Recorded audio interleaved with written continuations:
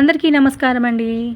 కార్తీక పౌర్ణమి రోజు మా ఇంట్లోనైతే నేను తులసి కోట దగ్గర దీపం పెట్టేసుకున్నాను. అలాగే ఇంట్లో పూజ కూడా చేసేసుకున్నాను. ఆ రోజు నేను ఉపవాసం ఉన్నాను. ఫస్ట్ టైం ఉపవాసం ఉండడం.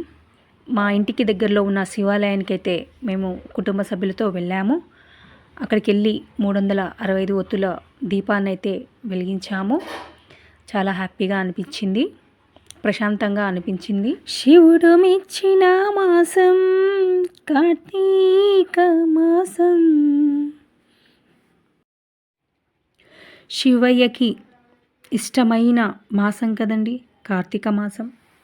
ప్రతి ఏటా కార్తీక మాసం అనేది దీపావళి వెళ్ళిన మరుసటి రోజు నుంచి అతి పవిత్రమైన కార్తీక మాసం ప్రారంభమవుతుంది.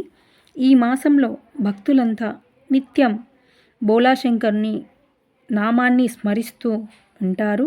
అలాగే కార్తీక మాసంలో స్థాన దాన జపాలు మరియు పూజలు, ఉపవాసాలు మరియు వ్రతాలు, దీపాలు వెలిగించడం, వనభోజనం లాంటివి చేస్తూ ఉంటారు. అలా చేయడం వల్ల మనం చేసుకున్న జన్మజన్మల పాపాలను ప్రక్షాళన చేసే అనంతమైన పుణ్యఫలాలను ప్రసాదించే మహోన్నతమైన మాసమని కూడా చెప్పుకోవచ్చు. కార్తీక మాసంలో చాలా వరకు పూజలు కొనసాగుతూ ఉంటాయి. నాకు తెలిసిన 2 వాక్యాలు అయితే చెప్పానండి. కార్తీక మాసం అయితే మేము ఇలా జరుపుకున్నాము. మా వారితో గుడికి వెళ్ళి దీపాన్ని అయితే వెలిగించేసాము. అక్కడ వెలిగించి ఒక 5 నిమిషాలు అక్కడుండి ఇంటికి వచ్చేసాము. కానీ అక్కడ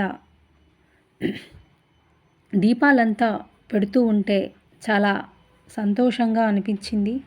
గుడంతా దీపామయమైంది. మేము కుటుంబ సభ్యులతో వెళ్ళాం కదండి. హ్యాపీగా 5 మినిట్స్ స్పెండ్ చేసి ఇంటికి వచ్చేసాము. మరి ఫస్ట్ టైం కదండి వీడియో చేస్తున్నాను. ఏదైనా తప్పులుంటే క్షమించండి ప్లీజ్. నా వీడియో నచ్చినట్లయితే లైక్ చేయండి, షేర్ చేయండి, సబ్స్క్రైబ్ చేసుకోండి ప్లీజ్ అండి, ప్లీజ్.